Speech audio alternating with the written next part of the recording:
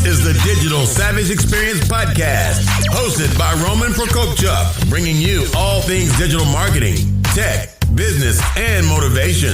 What's stopping you from becoming relentless in all aspects of life? Are you ready to become a digital savage? Let's get into today's episode.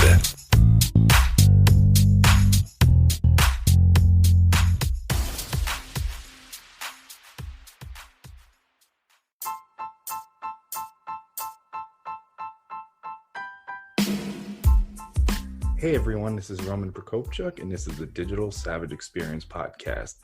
Today I have Gleb Tsipursky. Gleb is known as the disaster avoidance expert. Dr. Gleb Tsipursky is on a mission to protect leaders from dangerous judgment errors known as cognitive biases by developing the most effective decision-making strategies via consulting, coaching, and training with his firm Disaster Avoidance Experts. A cognitive neuroscientist and behavioral economist, Dr. Tsipursky writes for Inc., Time, and CNBC, and his new book, available on Amazon and other bookstores, is Never Go With Your Gut: How Pioneering Leaders Make the Best Decisions and Avoid Business Disasters. Thank you for joining me today. Thank you for having me on, Roman. It's a pleasure. My pleasure. So tell me a little bit about your journey. How did you get to where you are today? Well, I got to be a disaster avoidance expert specializing in decision making because I saw some disasters actually as a kid in my family. My parents had a lot of fights where it was about little stupid things, but I saw them making really bad decisions with each other. I mean, the worst was when my dad, who's a real estate agent, so he worked based on commissions and his salary was variable. And at one point, he got quite a bit of money, but he decided to hide it from my mom, and he bought kind of an apartment somewhere with that money.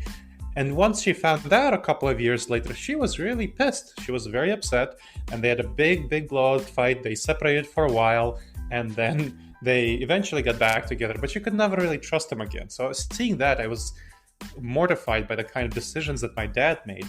And then I was growing up, so I was born in 1981. I came of age in 1999. I was 18, party like it's 1999 for those who remember it. And that was a dot-com boom when companies like Pets.com, Webvan, and so on were making millions of dollars. They weren't making millions of dollars. They were getting investments of millions and billions of dollars, to be honest. Billions and billions of dollars. And then in 2002, all of those companies went bust when I was 21. And that was just kind of ridiculous to see these supposedly smart people pouring billions and billions of dollars into these companies that went bust. And of course, then you had some really unscrupulous people in Enron, WorldCom, and Tyco who were using fraudulent accounting practices to try to hide their losses from the dot-com bust. And that was also ridiculous decision-making to me because obviously they'd be discovered. I mean, they end up, a number of them serving long jail sentences and so on. And so I was really fascinated by why people made these bad decisions. And I really wanted to help them avoid these bad decisions. So that's avoid the disasters that come from bad decisions. And so that's how I got into this field, training, consulting, coaching, and becoming a cognitive neuroscientist and behavioral economist in higher academia, studying this topic and helping people prevent the problems that come from bad decisions. Nice. Is there like a certain criteria or steps, like what to look for before kind of making bad decisions? Or are there like common things where executives or companies start falling into that practice? Is there like an identifier or precursor? Yes. So scholars call these cognitive biases. So the kind of typical patterns that we make of bad decisions are called cognitive biases. And you can look them up on Wikipedia. There's over 100 of them, really problematic ones. My book goes over the 30 most Never Go With Your Gut: How Pioneering Leaders Make the Best Decisions and Avoid Business Disasters, goes over the 30 most dangerous ones for businesses, for professionals, for entrepreneurs. So let me give you an example. The planning fallacy is one of the biggies. We intuitively feel that all of our plans will go according to plan, that because we're great, we're perfect, we make great plans, so things will not be a problem. And so the plans that we make, we invest our resources, our time and money, social capital, as though the plans will come true. That's a big problem because in reality, your plans will pretty much never survive contact with the enemy. You might have heard that phrase. But people keep making these plans. They have this idea that failing to plan is planning to fail. And that's a very misleading phrase. Lots of people give that advice. Failing to plan is planning to fail. But it's very misleading because of this. We assume our plans will be perfect. A much better phrase that I tell my clients to use is failing to plan for problems is planning to fail. Failing to plan for problems is planning to fail. So what I do with my clients is I look at the kind of problems that might come up with their plans and how they can address these problems in advance rather than think that, well, their plans will go well. And they solve a lot of these problems in advance. They prevent the problems from occurring. That's one. And second, even for unknown unknowns, things that they might not know occur, they reserve some resources of time and money and social capital and so on to address unexpected problems. And they're much better off when they do that. So that's just one out of 100 typical dangerous judgment errors that professionals make that really lead them in the wrong direction. Yeah, I think I agree in terms of kind of planning for those problems. So how did you get to come about to write the book? What kind of inspired it, and some of the things that it covers and some of the people you hope to reach with it? So the book was inspired by my over 20 years of experience speaking to business leaders, professionals, entrepreneurs. I mostly work with mid-sized and larger companies, so companies like Xerox, companies like Honda, companies like Nationwide, Aflac. I also work with nonprofits, let's say the World Wildlife Fund or the Columbus Foundation, so larger ones as well as medium-sized ones. And what inspired me was looking at the experience. I keep coming into new companies and seeing the same old problems every time that the cutting-edge research in cognitive neuroscience has shown. These are the kinds of problems people are likely to have in business settings. And people do have them in business settings. And I wanted my ability to prevent these problems. My passion is preventing these problems. My value sets is utilitarian. I want the most good for the most number. And just me being present in a company and being able to address the problems, that just didn't give me that much of a reach. So I decided, in academia, I teach students, again, that doesn't give me much of a reach. So I decided to write a book and spread the knowledge and the ideas and the experience that I had widely to really give people an ability to use the knowledge, the expertise, the background that I have with cutting edge research combined with practical business case studies to help them make the decisions in their own contexts. So that's what the book is about. How do you actually watch out for the kind of problems that led so many companies astray? Look at, let's say right now, WeWork. WeWork is a company that was worth about $75 billion 6 months ago or so. And then it tried to go for its IPO, and the huge number of problems were uncovered in its governance structure mainly, and now it's worth about $7 billion. That's a order of magnitude decrease of 10 times decrease. That's about $68 billion of value wiped out right there. It's huge, and it's just because of bad decisions around governance structure. And of course, if you look at small companies, Small Business Administration shows that about half of all small businesses go out of business in about 5 years. And the terrible thing is that this has been the tendency for the last few decades. So the ability of entrepreneurs, of small business owners, founders to create effective small businesses hasn't improved. And that's terrible. Why has it not improved? Well, because people don't learn about good decision making before they go into small business, starting up their business. So that's what my book is designed to address. All the way from large companies to small companies, solopreneurs, how can you improve your decision making? Yeah, that's great. I think obviously studying history and studying kind of variables that repeat themselves can really help in terms of organization, like you said, large organizations and small ones that tend to fail at a high rate as well.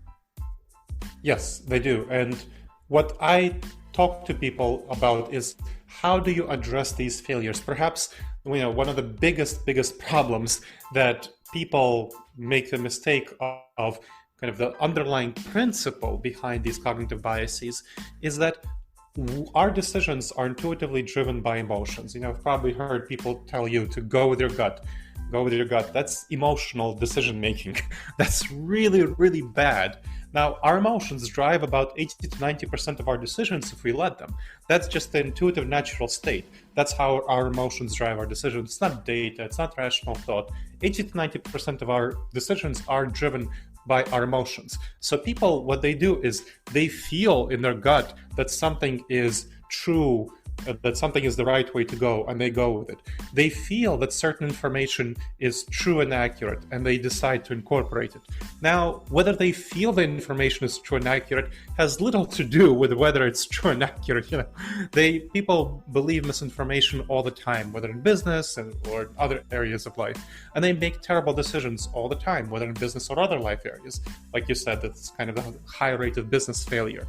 And this is a huge problem. People need to be able to distance themselves from their emotions, from their intuitions, and say, hey, I might feel that this information is accurate, most likely because I would like it to be accurate, to be honest. People equate information that they like with accurate information. Now, they need to be able to distance themselves from that and say, hey, let me question this. And there's specific techniques that I have that people in the book, and Never Go Their Gut, How Pioneering Leaders Make the Best Decisions and Avoid Business Disasters, to help people evaluate information accurately. And even more importantly, how do you use this information to make the right decisions? People feel a certain decision is right. That has nothing to do, or that often has nothing to do with whether it's right or not. So they need to be able to distance themselves from their feelings about whether a decision is right or not, and evaluate effectively using counterintuitive decision-making mechanisms of whether a decision is right or not. Yeah, I agree. I think people are often told in terms of business to take emotion out of it and, make a decision based on kind of facts and not what you're feeling at the time or before, because it's going to be biased and you may or may not make the right decision.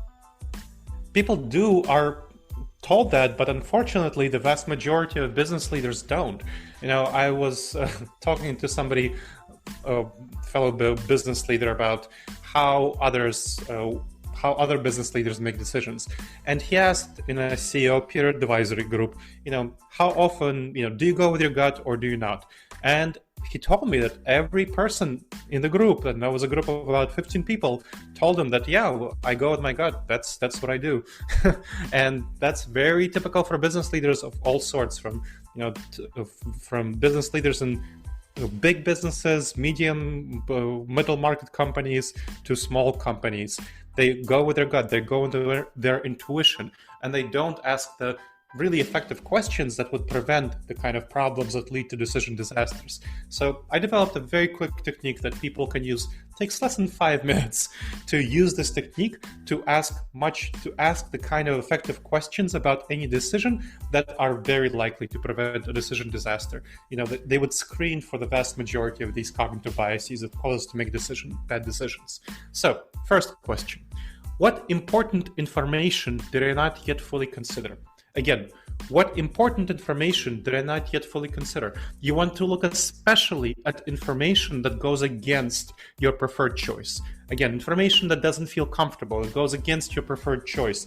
It's information we're likely to overlook if we just go with our intuitions.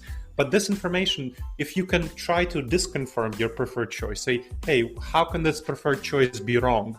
If you can't show that it's the wrong choice, then it's much more likely to be right. So that's the first one. Second, what dangerous judgment errors did I not yet consider? What dangerous judgment errors did I not yet consider? So the cognitive biases that I'm talking about, there are over 30 of them. There are 30 of them described in the book, Never Go With Your Gut, How Pioneering Leaders Make the Best Decisions to Avoid Business Disasters. And of course, you can go on Wikipedia. There are over 100 of them described. They're not specifically for businesses, but they're quite useful. Third, what would a trusted and objective advisor suggest I do? So again, think of someone who's a trusted and objective advisor. What would they suggest you do? What would Roman suggest you do? What would somebody who you trust, what would they suggest you do? Now, those are the first 3 questions. We're going on to the implementation stage. How have I addressed all the ways this decision could fail? Again, think about how have you addressed all the ways this decision could fail. So I talked before about addressing problems. Think about the problems in advance. Don't think that your plan will be perfect. And as part of the failure, think about how you might fail to seize opportunities. It's not only about threats, it's also about opportunities. You could fail just as badly by not seizing the opportunity as by running into a problem. And finally, what new information would cause me to revisit this decision? Again, what new information would cause me to revisit this decision? It's very important to decide this in advance. Think about what would cause you to change your mind in advance, because when you're in the heat of the moment, when you're implementing the decision, you're attached to it. It's very, very hard in that time to actually step back and say, hey, maybe it's time to rethink this decision. But if you decide in advance that, if this product doesn't hit a certain profitability within 6 months, then I will change my approach to the product launch. That's a much more effective way. Or if I don't get, sufficient number of clients, and this, 10 clients at $100,000 each. If I don't get that number of clients within the next year, then I will seriously pivot my business plan. So you need to decide these things in advance before you implement the decision. And as you see, I've talked this through in just a couple of minutes on these 5 questions. You can ask these questions in less than 5 minutes, and you pretty much always have 5 minutes to make any significant business decision that you don't want to screw up. No, that's awesome. And taking that short amount of time can really obviously save a company or save a lot of money for companies as well. Yes, absolutely. So what motivates you to succeed? What really motivates me, as I think I mentioned before, is my utilitarian value set. I really want to address suffering. That's been my motivation from the start. I've seen my family suffer. My parents suffer from really bad financial decision making. I've seen companies suffer. A lot of people lost their retirement savings when the dot-com boom and bust happened. And of course, later the financial crisis, the Great Recession happened. I've seen so many people make terrible decisions, lose their life savings, and it's just, I get really frustrated when I see people needlessly make really bad choices that really harm them. And I really dislike suffering. I want to address suffering, and by getting to business leaders, by helping them make better decisions, then it's a very effective impact. I find it to be a very effective impact for everyone, their company and the external stakeholders as well, that it really reduces suffering and improves well-being. So that's really what motivates me to succeed. Wanting to reduce people's suffering and improve well-being through getting to business leaders and helping them make the best decisions. That's great. So what's one thing that you may have had or seen a weakness in yourself in the past that you've turned around and now utilize as a strength today? The biggest problem with my personality is a cognitive bias called the optimism bias. So I tend to be very optimistic. I think the grass is green on the other side of the hill, and I tend to be risk blind. And this, in a way, is a pretty big weakness because it causes me to not notice threats and to cause me to underestimate threats. And this is something that many business leaders actually suffer from, the optimism bias. They think everything will be great. They tend to be very optimistic. And this is something that was a big problem for me until I started studying this stuff, cognitive biases, and learned that, hey, this is something that I need to be able to address. And now that I've learned that I suffer from the optimism bias and how it causes me to have many serious problems where I take too many risks. I mean, I've screwed up things that I really shouldn't have screwed up due to the optimism bias. So what I do right now is I'm still allowed to motivate me. I still allowed to have the positive feelings. So the asset aspect of it, the optimism bias is really good for the positive motivating factor of it, getting my feelings into the right direction. But now I check my assessments of risks with people who have more of a pessimistic outlook. I get a trusted and objective advisor who has a pessimistic outlook to say, hey, here's an idea I have. Can you tell me, is this a good idea? Is this a bad idea? How can this go wrong? And I work with this person to make sure that they can help provide constructive critical feedback for this idea.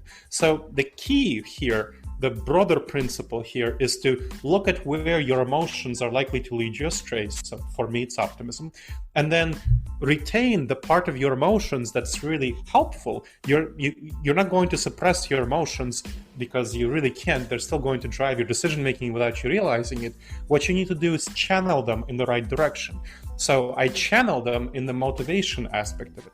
I use the optimism to motivate myself to go forward, while at the same time checking the dangerous aspect of it, the risk blindness, by running my ideas by somebody else who I trust to give me constructive critical feedback and improve the ideas going forward. No, yeah, I agree. It's a great mindset to have.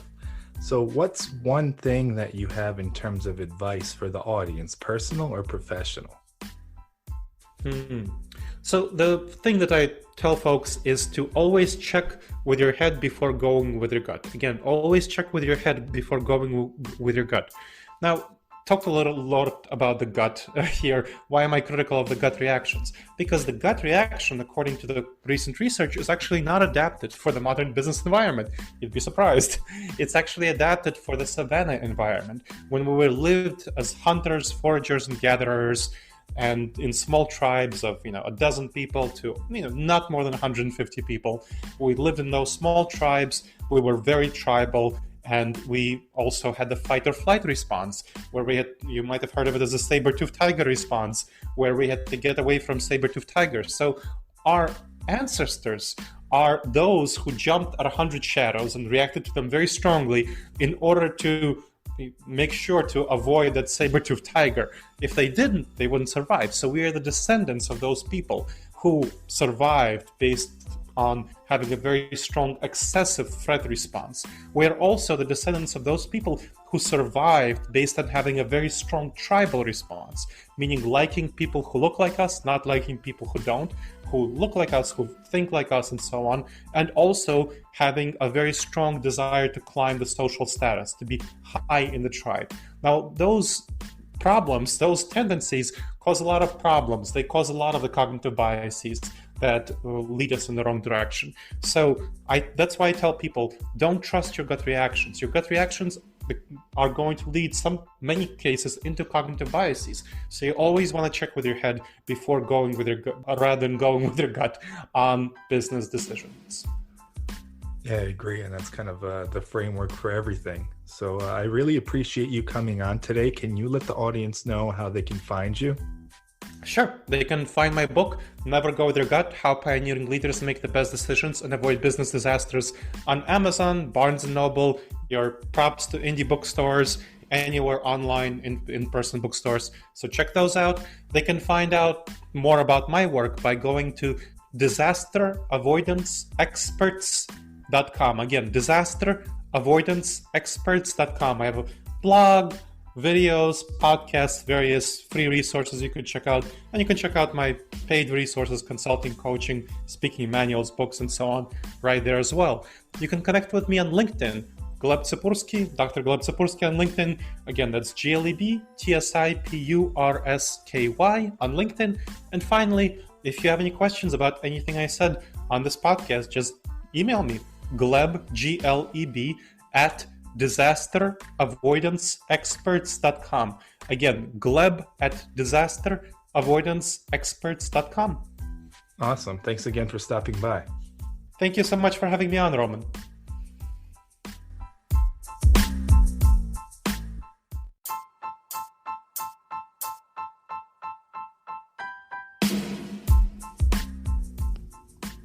Hey everyone, this is Roman Prokopchuk from Roman Prokopchuk's Digital Savage Experience podcast. If you haven't heard about Anchor, it's the easiest way to make a podcast. Let me explain. It's free, so that's always good. There's creation tools that allow you to record and edit your podcast right from your phone or computer. Anchor will distribute your podcast for you so it can be heard on Spotify, Apple Podcasts, and many more. You can make money from your podcast with no minimum listenership. It's everything you need to make a podcast in one place. Download the free Anchor app or go to anchor.fm to get started.